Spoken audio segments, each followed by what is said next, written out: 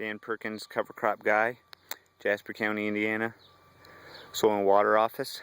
And we're at Perkins Good Earth Farm here, where we're just trialing a hand crimper that we used to crimp this cereal rye.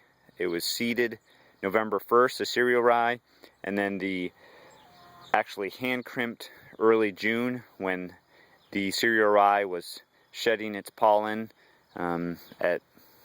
And we're typically, when you crimp, you're supposed to get 90% kill. The other key variable here is that when you crimp, you need to at least have 200 pounds per square foot of pressure to really get a good crimp, especially this mulch. This cereal rye was 4 or 5 feet tall.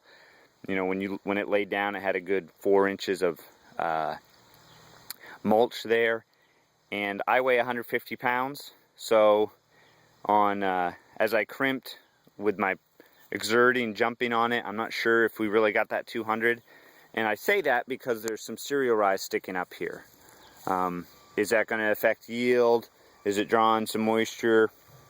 I'm not sure how much it will really impact the beans. It doesn't look perfectly weed free, so that's a question I have. But what I do have is just a weed comparison. I've gone in and stir-poed just this little 4-foot section here, and you know, there's a look of the beans. Whereas you come down here, and in this section, this kind of shows it best. There's a nice mulch there.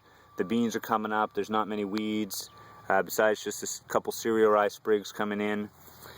And then contrast this to where I didn't stir-poe at all, and there's no mulch. In these beans here, the crabgrass is starting to evade, growing right into it. But also, you know, plant-wise, it's right on the edge, so maybe not much yield impact there. But it's July 12th, and we'll continue to watch this and see how, once it really dries up here, we've had a cold, wet spring, early summer, so plenty of moisture. But this is sandy ground, so we'll see what this mulching effect does and what kind of yield we got out of these bush beans.